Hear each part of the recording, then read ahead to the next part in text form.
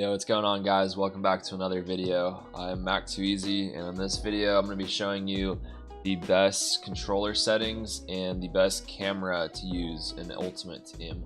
So straight away, navigating into settings here, we're going to go into customize controls, and this is right off the bat, competitive master switch. You want to turn this on if it's not already. And the reason is this will automatically change a bunch of settings to be the same settings that you would have in competitive game modes in Ultimate Team like Weekend League. So it's like in Rivals, you want this on because you don't want your settings to change once you start playing Weekend League games, because that's where all the good rewards are. You definitely want to be getting those Weekend League games in if you want better rewards. Leave that on. Going down here, through pass assistance, I'll leave that on semi. FIFA trainer, unless you're a beginner, put that on hide. Time finishing, this is a big one. A lot of people have this off, and it's by default, it's off naturally.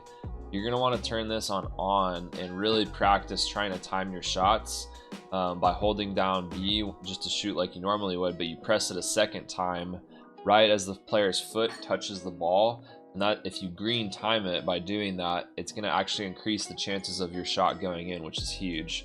All the pro players, all the best players use that tactic.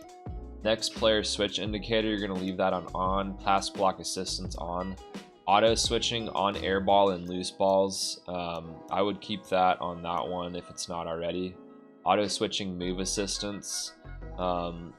This is, you can put this on low, and then for clearance assistance, keep it on classic.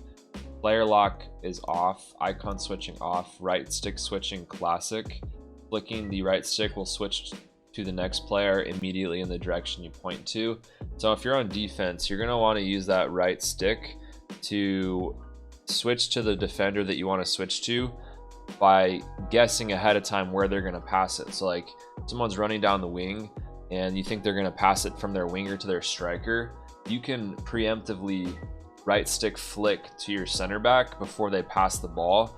You can that way get ahead of them and deflect the ball and intercept the ball that way. So definitely recommend classic here.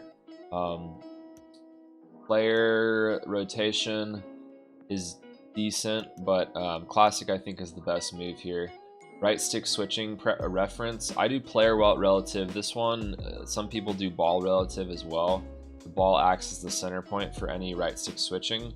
I think that's a bit more automatic. I like to have full manual control of which player I switch to by using the right stick.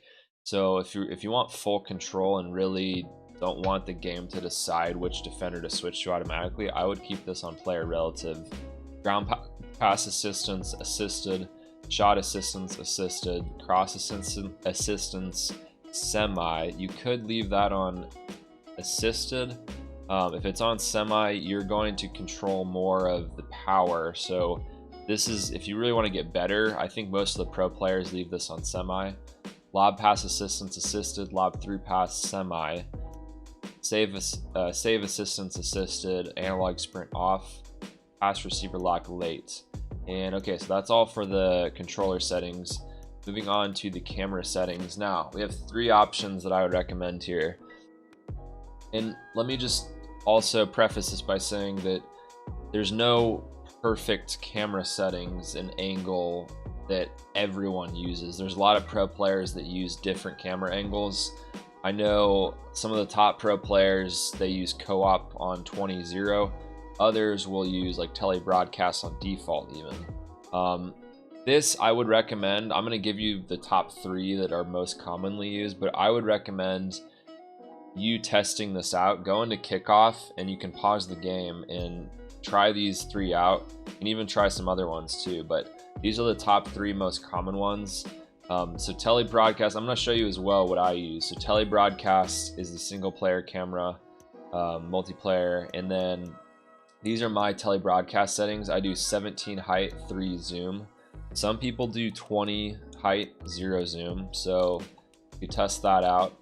A lot of people also do 16:4, so that's another option. I like 17:3 personally. I like to have a bit of an aerial view that's not too zoomed in, and that works for me.